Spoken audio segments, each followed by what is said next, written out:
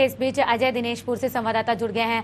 अजय, दिनेशपुर में हालात सुधारने के लिए लगातार जो पहल की जा रही थी, क्या वो अब धरातल पर नजर आ रही है?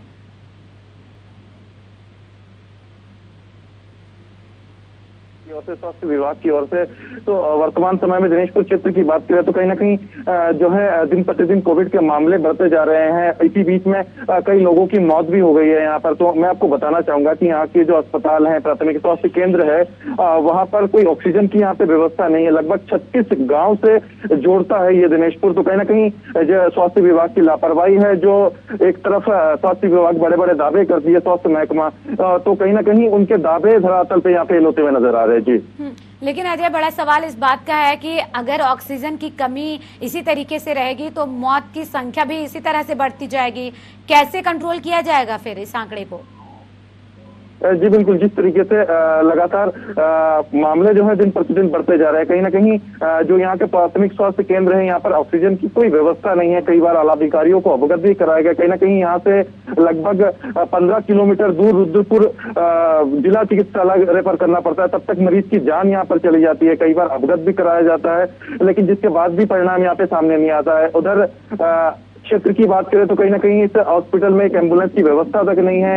यहाँ से लगभग 2 हफ्ते पहले यहाँ के जो प्रभारी है, चिकित्सा प्रभारी, वो कोरोना पॉजिटिव हुए थे, लेकिन कहीं ना कहीं अभी भी वर्तमान समय में अस्पताल खाली पड़ा हुआ है। कोई भी तैनाती यहाँ पे नहीं कर दी गई है। यह एक बड़ी चूक है स्वास्थ्य विभाग की। और मैं आपको बताना चाहूंगा कि स्वास्थ्य महकमे की ओर से दावे किए गए थे, उधर प्रशासन के अधिकारी भी दावे कर रहे थे कि 1 तारीख से जो है टीका लग रहा था। वो कहीं ना कहीं जो वो टीका है अभी नहीं लग पा रहा। तो कहीं ना कहीं वादे तो होते हैं, लेकिन धरातल पे कार्य होता हुआ नजर नहीं आता है। जी, वैक्सीनेशन के तीसरे चरण की प्रक्रिया शुरू न होने के पीछे क्या वजह बताई जा रही है दिनेशपुर में?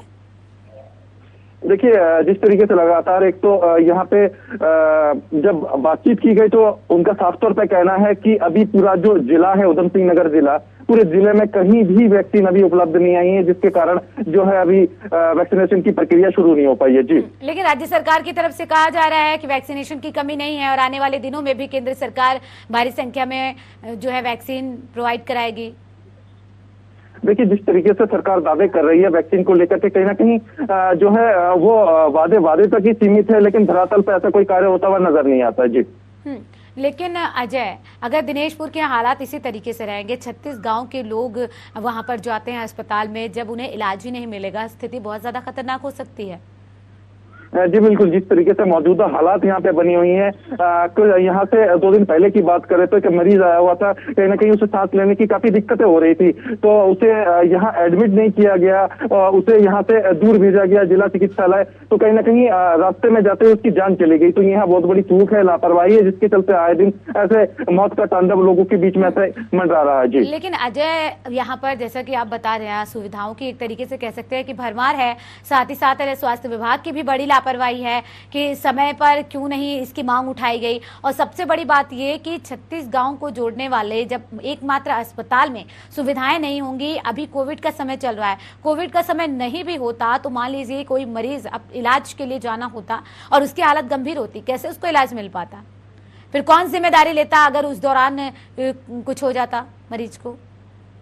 देखिए, ये साफ तौर पे जिम्मेदारी प्रशासन की है। कहीं ना कहीं जो है जिम्मेदार प्रशासन को उस पर कोई कार्रवाई करनी चाहिए, क्योंकि वादे होते हैं लेकिन धरातल पे कार्य होता नजर नहीं आता। कहीं ना कहीं जो वर्तमान समय में कोविड की परिस्थिति चल रही है, बहुत विषम परिस्थिति यहाँ पे माना जा रहा है।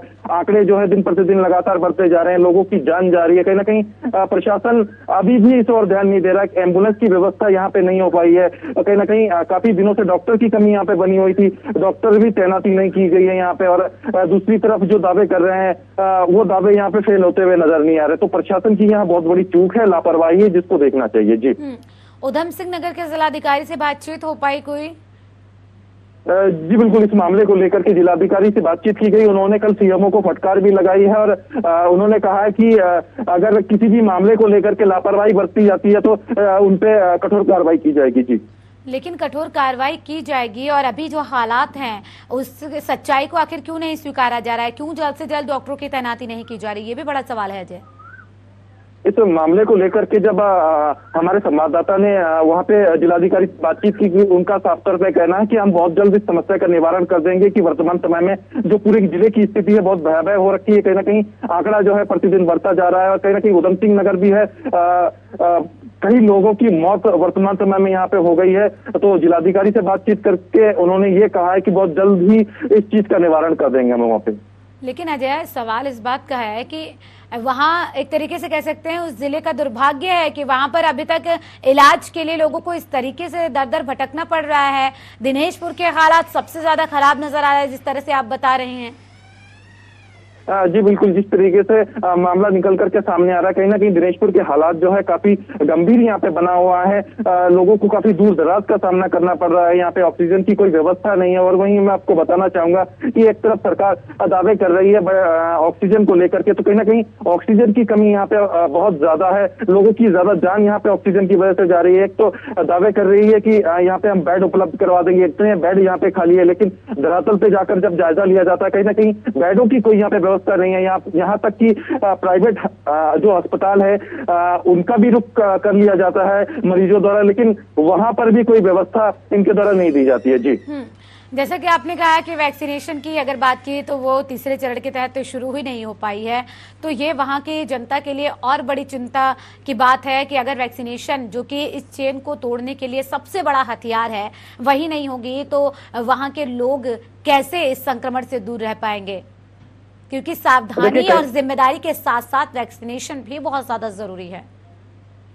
जी बिल्कुल, जिस तरीके से लगातार कहीं ना कहीं सोशल मीडिया पे कहीं भ्रामक पोस्ट और वीडियो जैसे सामने आ रहे हैं, कहीं ना कहीं लोगों के मन में, जनता के मन में जो है, लोगों के मन में एक डर सा बैठ गया कि कहीं ना कहीं कोविड को लेकर के वो एक डर रहे हैं और कहीं ना कहीं जो उनको अवेयर की आवश्यकता है। और जिस तरीके से टीका यहाँ पे शुरू होने वाला था, लोग काफी आगे बढ़ चढ़ कर उन्होंने रजिस्ट्रेशन कर लिया है, काफी लोग यहाँ पे उत्साहित थे टीका लगाने के लिए, तो कहीं ना कहीं जो है वो यहाँ पे निराश होते हुए नजर आ रहे हैं और जो सरकार के दावे हैं वो यहाँ पे पूरी तरह से फेल होते हुए नजर आ रहे हैं। जी, यहाँ पर साफ तौर पर जनता के बीच हताशा और निराशा इसलिए भी कि जब व्यवस्थाएं ठीक नहीं है, इसके बाद भी बड़े बड़े दावे किए जा रहे हैं कि ऑक्सीजन की कहीं कमी नहीं है।